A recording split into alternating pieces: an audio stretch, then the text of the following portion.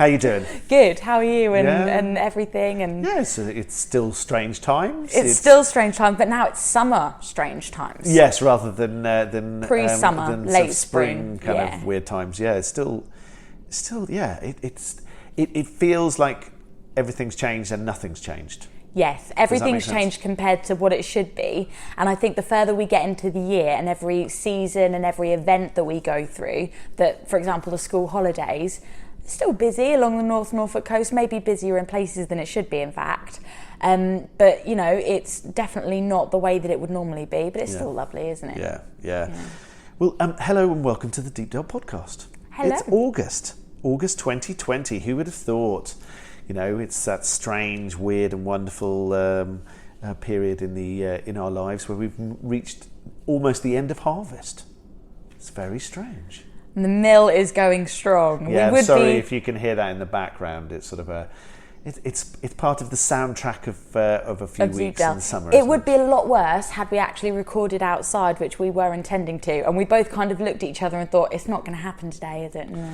Sadly not. No, we're hoping tomorrow will be our last day of cutting. Oh, okay. And then, so that will be kind of through, and then it'll take a few days for Stephen to kind of get the backlog sorted. Oh, I thought you were going to say catch up on his sleep, but...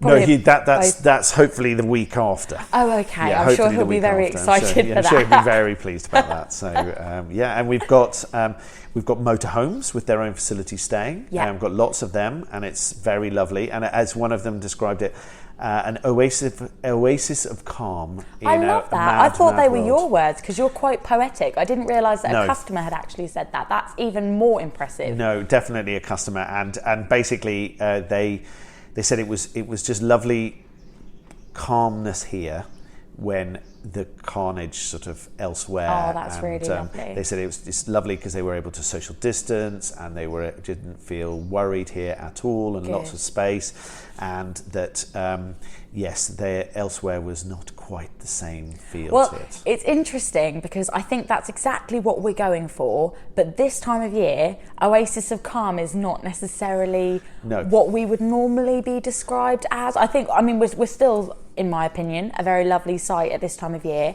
but it's a lot busier and therefore it's not quite so calm at all times. Yeah, we're definitely it's definitely a sort of a space rather than a kind of normal sort of August madness. Yeah. Which I think, and we are gutted that we can't host the people that we can't host. Yeah. That is very sad. I think if we get to the end of this year and we have not been able to, safely open to the extent that we would normally be open, it's going to feel really bizarre getting to the end of the year without having had a mad summer rush. Yeah. I'm probably going to have loads of unspent energy. God knows what. Nobody really knows, what the plan is. So we've said only motorhomes till the end of August. We're deciding probably next week about what we're going to do about September. Yeah. Watching the kind of the figures and seeing how things are going with infection rates and all of that kind of stuff. Sadly, very sadly, the Deepdale Festival is not happening this year, but really pleasingly, the vast majority of the acts have already confirmed. I didn't know if we were allowed to say that, because when it comes to particularly the festival, but anything to do with music, it's very much. I almost feel like I'm part of an exclusive lineup, and I'm like, oh, are we allowed to say this? Has this been announced? The fact that a lot of, I think most of them, if not all of them, have confirmed, haven't they, that they want to come next year? Yeah, Chris has done a fantastic job cool. kind of going back and talking to all of the various customers and various bands and acts, and we've got a really fantastic lineup for 2021. It's going to be awesome. I mean, if we normally throw a fantastic festival, then think of what we could do with 2 years to plan rather than one. It's going to be... Yeah, although I bet you and I will still be chasing stall holders to confirm about 3 minutes. I was going to say, definitely no more than a week before. Why would they give us any more notice just because? I'll be calling people on the day like, are you still coming? Yeah.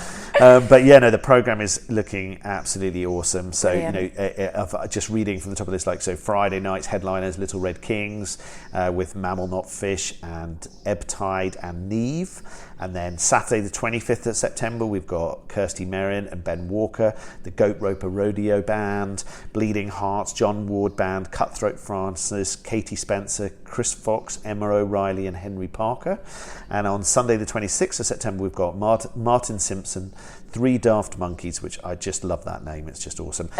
Katie Doherty and the Navigators, the Dry Stones, Alden Patterson and Dashwood, Alton Wahlberg, and the Joe Keeley Band. So it's brilliant there because we've got a few acts in there, a few artists in there who have visited before. So people that have visited the festival before know that they're going to at least hear something that they do like. And then we've got some new. So Three Daft Monkeys, we haven't had. Haven't had them well, a before, lot of those acts actually really we cool. haven't had before because the Little Red Kings and Mammal Not Fish are absolute favourites. Yeah. Neve, I met Neve when she was a very young lass busking in Norwich, and I went up to her and said, "Hi, I really like what you're playing." So you're to thank for Neve. Okay, yeah, and cool. I said, "I really like what you're playing. Would you like to come and play at Deepdale?" And she said, "Oh, you'll need to ask my dad," who was very subtly standing back, kind of across the road, watching just keeping you with an sunglasses on, with his this arms folded, weird bearded bloke coming up to his daughter in the middle of Norwich, going, "Excuse me, would you like to come and play at Deepdale?" and he sort of sidled across, and they are the loveliest pair, her and her dad, and and so Neve's had a long relationship with Deepdale, and it's been fab to see her. And she came over when Emma O'Reilly was playing last year when she did her Sunday session, and she's played a couple of other times. And I might have met her actually. Quite possibly. Well And then a lot of the bands on the Saturday we haven't had before. So Kirsty Merrin and Ben Walker, Goat Roper Rodeo Band, Bleeding Hearts. None of those have played before. I think it's just because we have a large number, don't we? We have a lot of people. This coming. is just a small fraction of what Chris has got planned. Yeah, I would never want to go, "Oh, it's going to be great to have Ben Walker here again," and you say, "Oh, he's not played here." I'd be like, "Oh, well, fantastic." Well, the team do run around, so it kind of Chris and I spend so much time kind of preparing stuff to tell people about the programme, but of course the team are doing all the sort of the check-ins and making sure that, stuff, and all the toilets are clean and all of that kind of stuff. So the behind-the-scenes stuff, we don't get to watch all of the acts. Yeah, exactly. Yeah, we just. I think between us, actually, we go, "Okay, I particularly want to see X, Y, and Z. Oh, I particularly want to see A, B, and C. Brilliant. Yeah. Let's cover each other while we do that." So as and much you as and Chris don't even realise. Well, it's just it is really sad that we aren't going to be doing both the festival and the Christmas market in 2020. Yeah. And of course we didn't do our first Beltane, which was supposed to be back in May, and we didn't do our our Hooga. But we have got some. We've still managed to kind of squeeze in some events. So we've got the open air theatre, haven't we? We've been able to facilitate with the social distancing and stuff. So that's really exciting, isn't it? Yeah, so it'll be really lovely to have the Pantaloons back. And of course they're coming back twice this year. And we thought we'd lost the July event. Then the government made the announcement that open air theatre could happen. So now we've got Sherlock Holmes on the 22nd of August, and we've got 12th night on the 28th. Yeah. The I think that's brilliant as well. We're getting there's a lot in the public at the moment, in the media, about supporting arts and things like that. Pantaloons are brilliant. So even despite what was going on, with a global pandemic at the moment, they're well worth supporting, but even more so, when the times are a little bit tricky. And they're a lot of fun for anyone that's maybe been inside a lot of the time and is looking to have a bit of a laugh and, burn off some... Yeah, it's not going to be serious. It's not going to be a serious version of Twelfth Night. No. If you want to find humour in a Shakespeare, then the Pantaloons are the right people for you. And they're brilliant for kids as well as adults, aren't they? We get older couples come along as well as younger families and stuff like that. So and there's a nice bit of sort of nice atmosphere.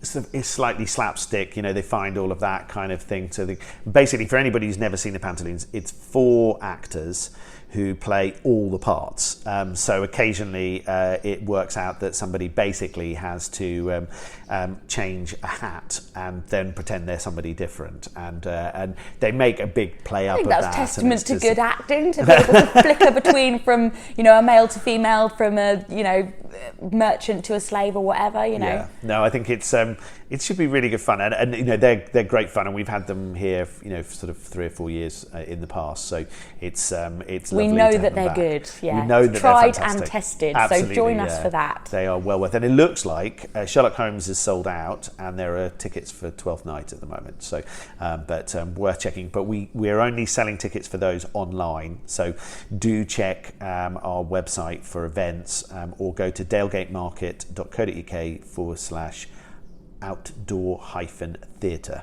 So that's dalegatemarket.co.uk/outdoor-theatre. Particularly important, I think, because in previous years we have been able to have tickets sold on the door, haven't we? But whereas this year, due to it wouldn't be safe for us to do that. And sort of, you know, mix of handling money and all of that kind of thing, and also contact tracing and everything else. Basically, it's got to be done through the online ticket sales. I should probably know this, but actually, it's good, I suppose, for people that are listening. Are we going to be able to run a bar for the no bar this year? We just decided that it was just one more thing that was just going to complicate it, really. Yeah. So I'm guessing people are welcome as usual to bring their own picnics. You know, there's a, you know, just take it away with you. Don't leave us with loads of rubbish, please. Exactly, please. But whatever you bring, you take away with you. There's going to be no intervals, so there's not going to be sort of queues for loos and stuff. It's just going to be one loo that is available for emergencies. But the idea is you come, don't need the facilities. Preferably, find a good space to keep away from everybody else, 2 meters apart from other groups. Enjoy the evening. Enjoy your picnic, and bring your champagne. The actors, of course, won't be able to steal your food this year, whereas that's normally part of the. You know, normally they go round and test out people's picnics. They're going to be gutted. They are going to be heartbroken. They're going to miss out on all sorts of really lovely good things. Although there has been occasional not for me. But that's very sad. No. But that's good for the customers because they won't lose parts of their picnics. Absolutely, the biggest ant you've ever seen. Yes, exactly.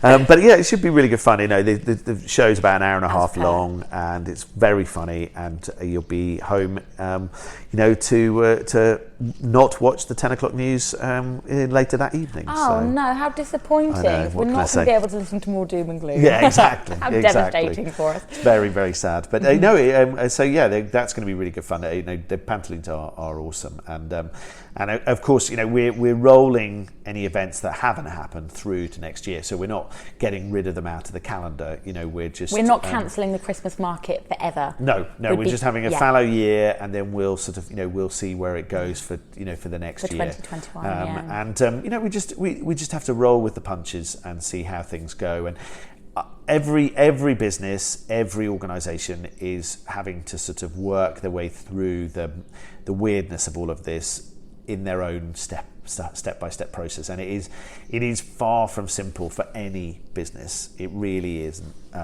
It really is immensely complicated. I hope that other businesses would probably agree that we have been really lucky with our customers. They've been really sympathetic to the fact that we're not 100% sure on what's going to be going on this time next month, and we're not entirely sure what we can necessarily offer people that are even staying next week and things like that. Potentially if things were to change in Norfolk locally, then we would have to change things. So we're very lucky, aren't we, that we've got such a resilient customer base. Yeah, they are lovely. They've been brilliant. They are really a lovely bunch. Thank you, everyone. And I think the important thing for everybody is to try and keep their sense of humour, deal with this as best we can, realise that this is immensely difficult for a huge number of the businesses. A little bit locally. Of trench humour is necessary at the moment, isn't it? A little bit of that, definitely, and just a sense of just accepting the situation and dealing with that each business is looking at their own situation and trying to make the best of the weirdness, and trying none of the decisions are made personally to annoy anybody. Absolutely, it's of course. all about trying to kind of do the best for the team, for the customers, for the business, and try and balance all those things together. And it is very it is hard, but out of what could normally be seen as doom and gloom is the fact that, you know, we've got the taco guys coming on a Thursday now, and you know, they only came to us because the two ladies who run it were supposed to be on their gap and year. They've been doing really well. And it's lovely. The pizza guys as well. They were with us yesterday evening. I saw them. And they're moving from Wednesday to Friday. They normally do Wednesday and Friday during August, and they're actually now going to do Friday and Sundays. Okay, cool. So they're going to do Sunday lunchtime and Friday evenings. Brilliant. So that's if you're staying locally as well. They're now absolutely stationed in a little bit more of an obvious place, aren't they, to attract people that are using the garage, going to the beach. So you don't have to. I mean, you've never had to be staying at Deepdale. You could have wandered onto the site before and paid, not helped yourself. Yeah, exactly. They're not going to appreciate me saying that. But yeah, now they are right at the front outside the Visitors Information Centre, which is just next door to the garage and Dalegate Market in Burnham Deepdale. Really, really easy to see, really convenient for parking. So if you're in the area, going to the beach, walking the dog, seeing family members, come and have pizza. Come and get some food and tacos. Yeah, pizza and tacos. Nice. They are good. I can vouch for them. And of course, all the pop-up shops are back open at Dalegate Market, and all the shops are open, the cafe's back open, the supermarket has been open all the way through and been awesome.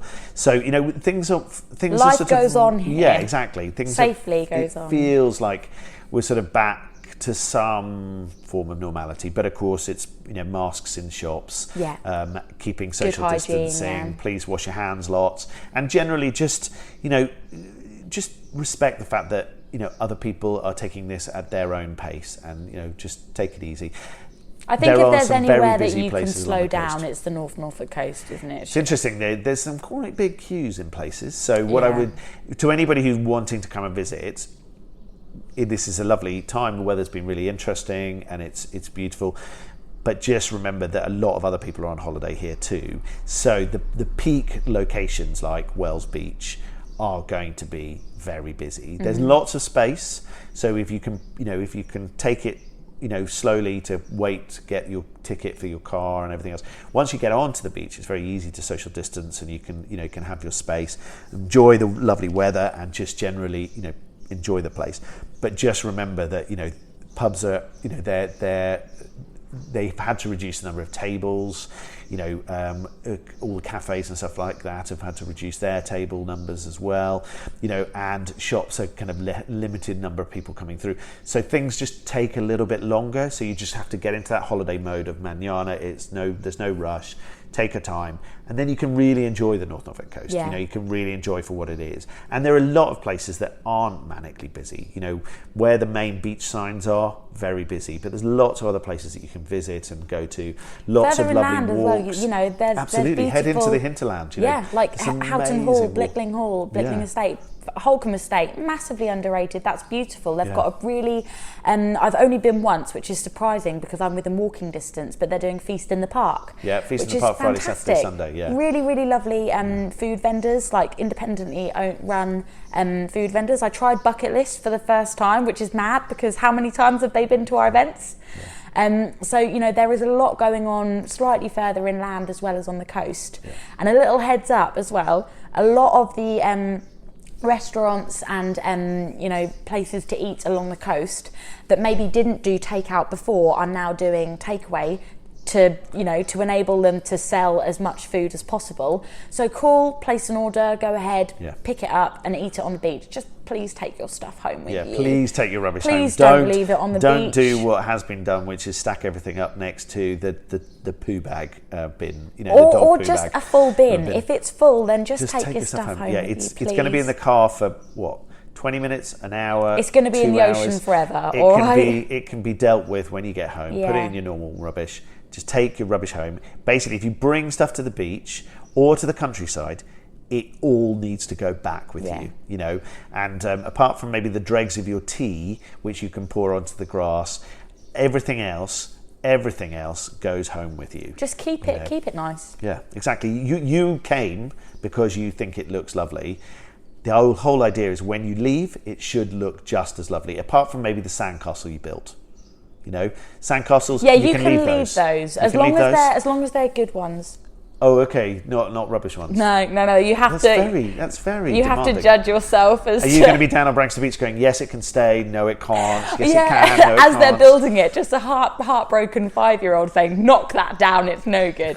I'm not that bad, I promise. I'm not that bad. I promise I'm not that bad. But Isn't your other half a builder? Not of sandcastles. No, but I was just wondering whether that you would be a lot more fun, actually. I prefer Do you not that. pop around to his, things and go, no, I'm sorry, that's just not up to scratch. Not in front of him. Oh, you sneak down there when he's not there. Okay. Yes.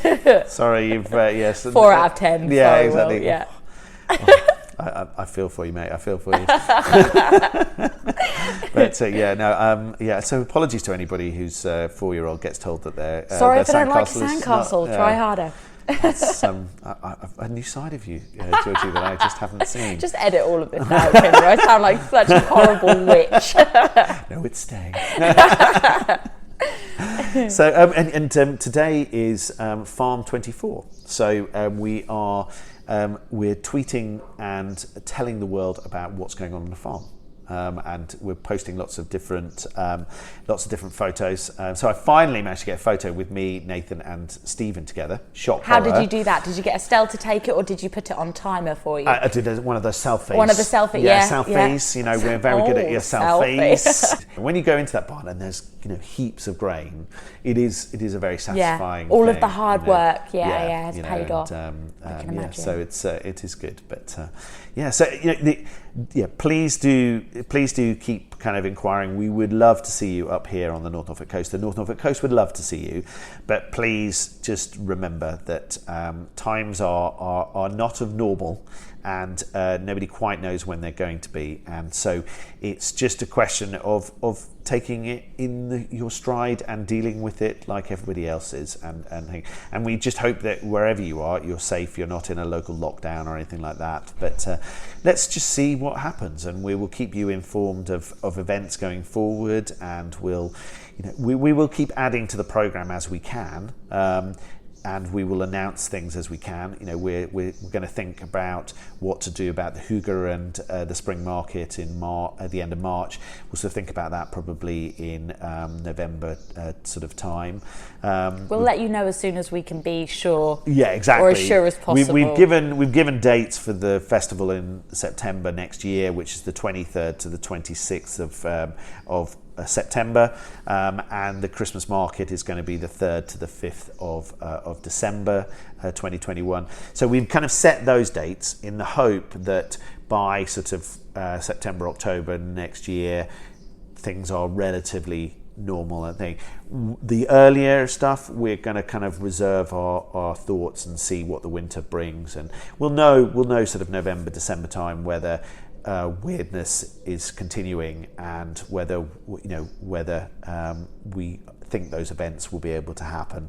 So we're just watch this space, keep watching our social media and our website, and we will tell people, and we'll send out newsletters, and we'll keep people up to date. But for the moment, it's motorhomes with their own facilities. We've reopened some of our private rooms on a sort of, we're giving long breaks in between their stays. And self-contained basis as well. Yeah, they're so room only, so sadly we're still not allowed to open the kitchen and living room for those. But we have got the Groups Hostel open with its own facilities, as long as you can abide by government guidance with that. Yeah. So I think at the moment that's sort of maximum of 2 households sharing. Yeah, 2 households, 2 families together. Supposedly they're supposed to be their own social distancing within that, but that seems those have been popular, and you can still bring the dogs. Still bring the dogs, which is very important, and dogs are still very welcome all along the coast. If you're going to any of the North Norfolk beaches, you do need to just check where you can take dogs. So places like Wells, Munsley. Maybe got dog-free areas, not the whole beach, but dog-free areas. There's lots of beach where you can take dogs, but there are areas where you can't. Which is great for people that are coming that don't want to be around canines as well. Exactly. You can. And it does mean your dogs can find friends to play with where you go to on other bits. And the water is lovely. I can testament to that. I swam at the weekend. Brilliant. It was lovely, very nice. No wetsuit required. It was a bit fresh when I first got in, but lovely by the time. As soon as you started moving, you were all right. Yeah, daughter turned completely blue at one point. Maybe a wetsuit required for Ava, though. She might need that next time. But anyway, it was gorgeous, and places that we've tried that are definitely good in terms of social distancing. As you say, feast in the park, not fist in the park. Yeah, feast in the park at Holcombe. There's plenty of space to sort of get out, and there's lots of different caterers to eat from. People seem pretty good at social distancing in queues, waiting for food. So that was very nice. We've got Adams there with some ciders and beers as well. Yeah, they've opened the cricket pavilion as a bar, and there's various other things. And of course, you've got the backdrop of the beautiful hall. And I went with my partner and my parents, and we took the dogs, and then we went for a walk around the lake. I mean, that's beautiful any day, but when you've just had some really good food and had a couple of drinks, that's even better. Yeah, so that's really lovely. Wivton Hall, the cafe there, and the sort of pick your own. They've done a really nice job there. They've closed the actual internal cafe. They've spread the tables and chairs all around the site, mowed out sort of areas, so lots of space to kind of go and social distance. Beautiful views down across the Wivton marshes and out to sea, so that's really lovely. The White Horse in the village here, just a short walk from here, they've got a bar, and they're serving food down sort of right at the end of their car park overlooking the marshes, which is lovely. Brilliant. And the Jolly Sailors, they've sort of laid all their tables out in the garden, so they all have sort of 2 metre distancing, and they're serving food and drink in the garden, so that's really lovely. So that, there are good places to head to for food and drink, and they're not insanely busy. They're just it is August, so don't be surprised. It would be busy anywhere. Yeah. If you were to have come last year, it would have been worse than it is this year. It's just now we've got to think about social distancing and stuff. So stay safe. Yes, exactly. Stay safe, stay calm, and enjoy. That's the secret. Enjoy Norfolk. So, lovely to speak with you, Georgie. Lovely to speak with you. And I think we might get Nathan to come and do a little bit about what's going on the farm now that our lovely cover crops are there, and talk about the last bit of harvest. But lovely. I wonder what there'll be to talk about next month. What's going to be going on? Yeah. Then everything's changing daily at the moment. Who knows monthly? But we'll see what happens, and then we'll see what the calendar throws at us in September. Summer has for us, in store. Thanks a lot, Georgie. Bye, talk to you soon. Bye bye.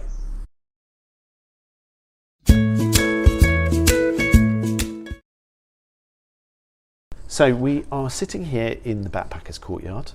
You've probably just listened to Georgie and I chatting about tourism. And it's a lovely day. It's one of those sort of, lots of cloud but lots of blue too. The birds are running around us. You'll hear the chicks getting very excited when Mum and Dad appear. The swallow chicks when Mum and Dad arrive with the food. It's just one of those lovely days. A team are pottering around. There's motorhomes up on the campsite, and it's a beautiful day, isn't it? Sort of one of those very pleasantly warm without being overly stiflingly hot. It's gorgeous. It's a bit muggy. I was just in some waders and it was fairly sweaty, but otherwise all good. He decided he was going to take a bath, but he wrapped himself in rubber first. Is there any other way? In case you're wondering what on earth that's about, basically we're currently irrigating carrots and potatoes around the farm, and we have an irrigation pond where we take water from. It comes out of the beautifully fresh, clear springs, and occasionally we have to remove some weed. So Nathan decided that he was going to climb into the pond in some. They're sort of they're chest high waders, basically. Yes. Yeah, which you do not want to accidentally overtop, because you basically then are stuck. Yes, indeed. Fortunately, all was well. I mean, I have prior experience in waders.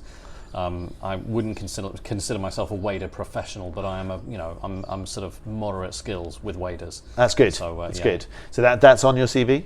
No, funnily enough, left it off my CV. Did you? Yeah, there are various different things you have to leave off your CV. If you're thinking about space, wader proficiency being one of them. Probably one of them. Yeah. Unless it's a very, very specific job. Yes, indeed. Yeah, exactly. So wader salesman. Wader salesman, that might be very important, mightn't it? Wader. Moving on. Moving on rapidly to something that we're going to actually have a conversation about. So how has harvest been? It's been really good so far. We've been doing things in a new way this year. We've been using Jack Robinson, who's a local contractor. He's been cutting the wheat for us. We've started a bit earlier than we sort of originally thought we might. Yeah, I believe that Stephen's lost that bet. He absolutely put his money on the 5th of August, and we've almost finished harvest, and it's only the 5th of August. Exactly. We've got probably one decent day of cutting left tomorrow to cut about 50 hectares more, and job's a good one. It's it's been good. It's your first harvest. My first harvest. Yes. So it's been really interesting. Been sort of sussing out the barn, and we have to do various different bits of sort of quality control as we go. So we've got to do moisture testing of the wheat. We take a sample every time we get a grain cart coming back off the fields. Test the moisture, test the temperature, record everything as we go. Then we're doing the same with the wheat that's coming through the dresser and the dryer, monitoring the moisture levels because we can't put it in the barn while it's too wet. So it's been really sort of interesting to see how all that works, and I've been picking it up alongside all the other bits and pieces that we've got to do on a day-to-day basis. It's been a steep learning curve the last 8 months, hasn't it? It's been one of the most intense periods of my life professionally so far. But I've got a very happy, well-fed brain. Yeah. Your brain certainly hasn't been bored. No, definitely not bored. No. Yeah. So, yes, it's been a thing. It's great. It's great seeing the wheat come in. You know, there were points in April and May when we were bone dry here that we were beginning to wonder whether there was going to be anything coming into the barn at all. Yeah, and it's not been looking great on some of the fields. You know, we've been sort of jokingly suggesting that we can go onto one of our fields and cut all the wheat on there with a pair of nail scissors. Sadly, a bit too close to reality. A little bit too close to reality. What we understand from listening to the experience of other farmers is that a lot of other farmers are experiencing very disappointing yields this year. So we're not alone. This is a bad harvest. A lot of people are basically saying, you know what, let's just get 2020 out of the way and hope for the best for next year. It's funny, that's pretty much what we were saying in the tourism bit of this podcast as well. So, but never mind. Indeed. I mean, you don't want to wish your life away, though, because this has been a fairly sort of monumental year so far in terms of all the sort of the progress that we've been making and the decisions that we've been making on the farm and the sort of the change of direction. So, it's been necessary. It's interesting because I think the time that we haven't spent on the Hygge and the Beltane and the festival and the Christmas market and stuff actually is time that we've managed to spend on other things like working out what we're going to do with the stewardship scheme and that sort of stuff, which is being really strange because I don't know how we would have fitted in a lot of the stuff that we've done farm-wise, but because we didn't have anything else, it doesn't feel like we rammed the time in. We actually had enough time to talk to lots of different people and understand what it was we were trying to do and then make educated steps in that direction rather than going, oh my God, we've got to get the stewardship application in a few days' time and let's just randomly go and draw some bits on a field.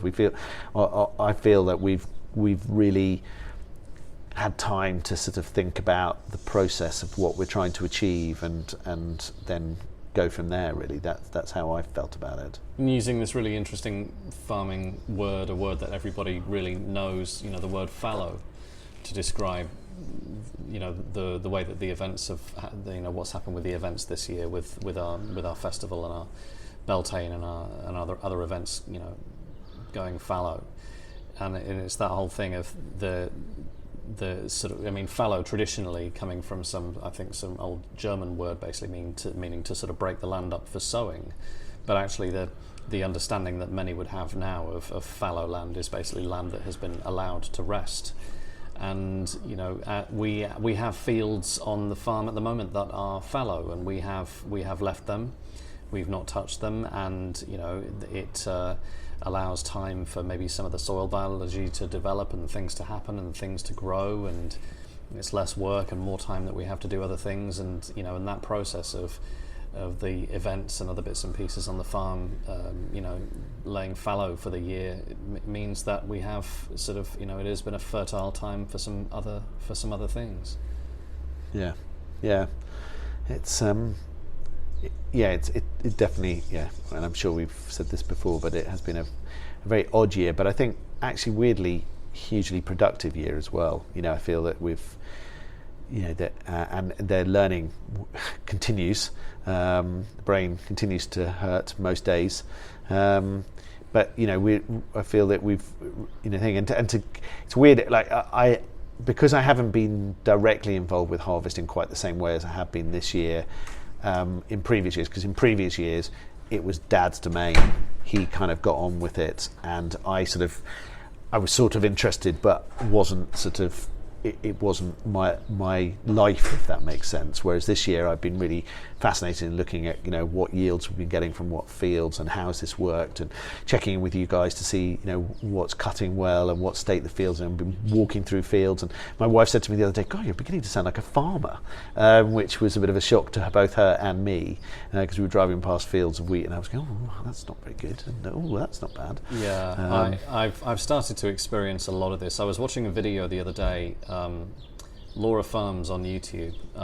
Laura presented on the Ag of the World Twitter feed that we took over a little while ago, and she was out in the middle of a field at night doing a sort of a pivot, doing some irrigation work, and I found myself watching this video on the irrigation, because these massive fields in the US, the huge grain silos that they have, the massive quantities, and I found myself watching a part of this video, and I saw a sort of basically a PTO shaft turning really, really fast. This piece of machinery, and if you're familiar with farming, you know that a PTO shaft is really a very, very, very dangerous thing, and they must always be covered, and you never go anywhere near a PTO shaft because they'll basically have your arm off.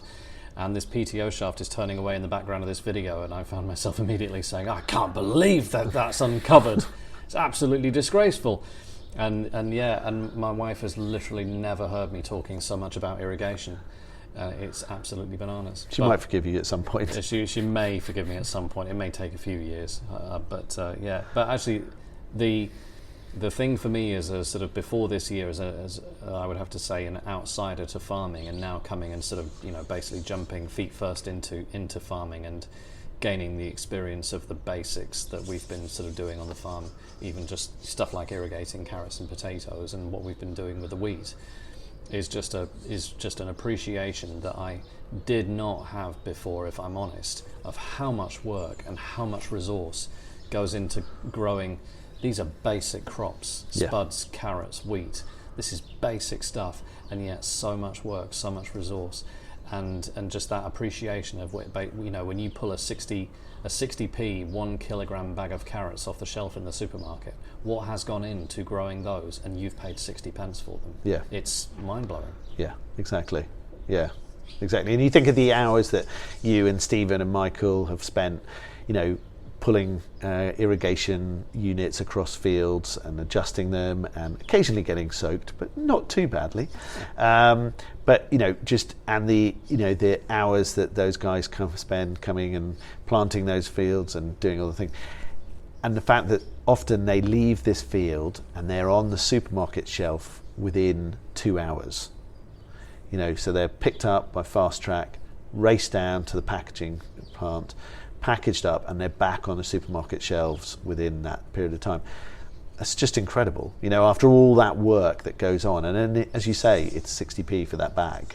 Now you get a lot of carrots for that irrigation, but it is amazing. And you think the same with wheat, that the work that goes through that, the number of times that you and I have stood in a field and talked about whether this one's going to be okay, and when do you think we're going to harvest it, and anything else we should be doing to it, and blah blah blah. And then that goes, you go on to that, and then the time, there are 5 of you working full time while you're harvesting, and then that's going to, we've got to get that through and process that through to the barn. Then that's got to go off to, somewhere to be stored and mixed with other wheat, and then that's got to go to wherever it's going to go to next, whether that's feed wheat or to milling. And just the whole process and thing. And I think the thing that excites me is about when we go organic next year, the crops that we're going to be producing, although we're going to be producing much less of them, we can very definitely see where we want those to end up. Whereas at the moment we're selling into the general market, so the wheat that we produce, I spend a while on the phone and I work out where I'm going to sell it, and once I've sold it, it's picked up by a lorry and we never see it again, and it could end up anywhere in the world. What will be really nice when we move to being organic and producing a limited amount of barley and a limited amount of wheat and a limited amount of whatever else is that we'll know, we're hopefully going to be in the position fairly shortly where we know exactly where that's gone to. So when we're sitting around the fire pit at the festival drinking beer, that beer will hopefully have been made with the barley that we've harvested earlier that year. Now that's really exciting for me, because that brings it all together, and that has the full circle of thing, and we bring in a lot of other really interesting local businesses on that journey from field back to farm, while we do that, and I think that's really exciting. Yeah, and we're hearing all these, see all these incredible stories of farms of a certain size, farms of a certain persuasion, moving maybe away from becoming commodity crop producers and becoming food producers. And you and I both love our food. We both love our beer. We love the guys at Norfolk Brewhouse who make amazing Moongazer ale, and the prospect of being able to send barley from this farm onto Chris Maltings onto the floor, to get that malted, to make that into beer, to bring back here, to close the loop is incredibly exciting. Yeah. And the sort of the organic conversion process for the farm brings all of these other benefits as well that are just as exciting to do with. I mean, it almost becomes a sort of a mundane thing, seeing things on this farm already at the moment that I have never seen before. I was pulling an irrigator in a potato field today. I have literally never seen so many butterflies in my entire life, and yet the amount of our fields that are going to be turned over entirely for the benefit of pollinators and birds, and the potential for us to do that much more for biodiversity on the farm is really just it's dream come true territory. Well, the video that you took of swallows diving across the cover crops and eating all of the bugs, that was just amazing. And that's a very small fraction of what it is we're going to achieve going forward. That's the thing, and the difference is dramatic. And I tell you, the really nice thing is, since we were interviewed by the EDP, thanks to the Norfolk Rivers Trust guys who got us, got Chris Hill over here, the agricultural editor, and he came over, and it was really interesting talking to him and us being able to tell the story of kind of how we got to where we got to. And when you saw their faces and then you saw that article appearing in the press, and then the organisations that have been in touch with us in the matter of just a few days since that article appeared, saying we'd really love to work with you, how can we do this, where can we go, that's really exciting for me, because that means that I think the thing we realised back in January was that we didn't really know very much between the two of us, or at least that's how it felt. By March we realised that nobody knew what they were talking about, and that asking stupid questions, there was a lot of people in the room going, thank God he asked that question, because that was the question I wanted to ask. And I think that's been my whole life, is that I've never been afraid to be the one that asked the question and lots of people groan, oh God, but actually they really want to know the answer. They're just really pleased they didn't have to ask it. And I think the exciting thing for me is the way that we can become, I was talking to a little boy today who's with his dad, they're staying on the campsite. He wanted to know what we were doing in the barn with the grain. So I just explained that, it comes in off the combine, comes in the thing, and then what we're doing is we've stored it in the barn, we're moving it across to put it through the dryer and then put it on the floor so we can send it out to become either feed or bread. And he was like, oh, right, okay. And he just was really interested in that process.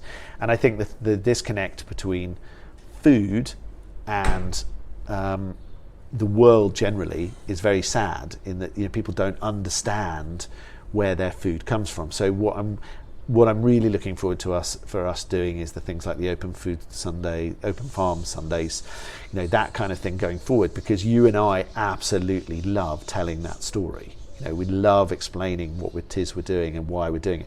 There will always be some people who go, "Oh, you shouldn't be doing like that," you know, but the really interesting thing, and the guy that's been speaking on the During Game podcast for the last 3 weeks, the old boy who's been telling lots of stories. He's done everything from being a spy to doing the Cresta run in a toboggan, and, you know, all sorts of stuff. But his real passion was the farm that he's been running for many years, and it was really interesting listening to him talking about the fact that there's lots of other people who will tell you how you should be doing stuff, but actually the only one that really knows what you should be doing on your place is you know. And I think COVID-19 has absolutely summed that up, you know, as businesses are making their decisions of how to reopen and what to do, you know, lots of advice out there, lots of people saying, "Oh, you should do it like this," but of course they've got no idea of what it is you do, or the pressures within your own team, or the pressures in your site, or anything else. So I think if anything, this has just highlighted in my mind that if people want help, give it, but unrequired help or unasked for help isn't always necessary. You know, there's a lot of people out there, and they've got a lot to think about. And I think for us, there's so much to think about, so many different permutations. We have to leap with some of those decisions, but we've got to try and make that an educated leap rather than just a leap into the dark, isn't it? Yeah, absolutely. And, you know, and we have, you know, we've educated ourselves a great deal since the start of this year, and this goes back to something, you know, that we've been talking about before, is some of the people that we've been involving in the decision-making process. You know, genuinely, it's been really, really exciting to listen to and talk with the guys at Norfolk Rivers Trust when we were considering the possibility of going for organic. You know, we spoken with Stephen Briggs, who's an amazing sort of Nuffield scholar, a soil specialist, an organic farmer, who's come along and given his perspective on things. And, you know, we know the farm, and we can sort of, you know, make a load of these decisions, but to be able to have these conversations with other farmers, like Stephen, with Duncan McGregor over at Mill Farm, you know, these are people who are doing it at the moment, who have their own experiences and their own perspectives, and just to sort of challenge your assumptions with people who, you know, they know their stuff, and everyone has slightly different ideas, and you sort of, you know, you kick these ideas and suggestions and discussions around the place, and eventually you've beaten this down, and you've ended up sort of you've ended up shaping something which is really sort of going to, you know, it's going to work for you. And, you know, and what we're developing at Deepdale is going to be really, really interesting, and really, you know, quite a radical change and quite a radical shift. But everybody that we've spoken with about this has been overwhelmingly positive. Yeah. And that's really, apart from really one grain trader, but I think he was primarily thinking about the grain he wasn't going to be able to sell, because he doesn't work in organic, so that's fine. But everybody else, I would completely agree. They were sort of like, "Oh, you know, you're going to do, that's really interesting." And, you know, we've thought really carefully about it. We're going to have 25 hectare pieces, so that's 5 hectare bits of land, and we're having 20 of them. And the idea is that we will have basically 4 of them in each year of our 5-year rotation. So some will be in year 1, some will be year 2, some will be year 3, so on and so forth. And that allows us to have an organic rotation that will really work for the farm. We can bring all the fields into organic in a sensible, managed way. And it's going to be really interesting to see how that develops and grows. And then 160 hectares of the farm are going to be, there for wildlife, basically. There'll be winter feeding, there'll be summer feeding, there'll be lots of pollinator stuff. And then we haven't even started on the woods yet. You know, that's another project for once we've got through this step. So big changes, big things. You know, the Hedge Collective, our wonderful group of conservation volunteers, they're going to create a whole lot of other events and activities for them. And it's just growing, and a lot of this will be about education, about getting people onto the farm and explaining what it is we're doing, and really making that connect with making that connection between, you know, what happens on a farm, what happens in the kitchen and how those connect up. So I'm really looking forward to that. I think that's really exciting. Yeah, absolutely. And out of the total farm at the moment is 260 hectares. Yeah. So this is most of the farm is coming out of production and going into features which are there to benefit wildlife and benefit the farm and the soils. But actually, we're not stopping farming. And this is the really important thing, is that with these 100 hectares that we're farming across these 20 plots, part of this for me is the challenge of this for me is, okay, we still need to farm them really well. We need to what can we do to boost the yields under an organic system? What can we do to get the most productive while also being regenerative system? And that's a challenge that countless other farmers are sort of dealing with the whole time. And nobody's assuming it's easy. It's not going to be easy. I don't make that assumption, but it's going to be really, really interesting. And it sort of feels almost like part of the whole point of doing this is to share this and to try and sort of make sense of this, is to engage people in it. So that's one of the things that I'm looking forward to the most. I think that's probably one of the most attractive things that you and I have both found from the regenerative farming and the organic aspect, is that the vast majority of people who are involved with either of those two things want to share, because they're getting into regenerative agriculture, organics, because they felt that we couldn't carry on doing what we had been doing, and that they really want to connect with other people. And the more of us that are doing this, the better we all get at it and the better it becomes. So it is really exciting. Yeah. Well, I really hope tomorrow's last day of cutting is our last day of cutting, because there's been no excitement during the day, and that some of those fields have some crop in them, and I hope that Stephen doesn't have too many problems over the weekend, kind of clearing the backlog once we've kind of filled the combine shed and stuff. And really looking forward to being able to sell some more crop and get that out there. So it's nice to chat with you again. You too, dude. Cheers. And we will we'll be back next month. We'll let you know a bit more about what our cropping plan is going forward, and the beginnings of the implementation of the organic plan. So it's very exciting. Cheers, man. Well done.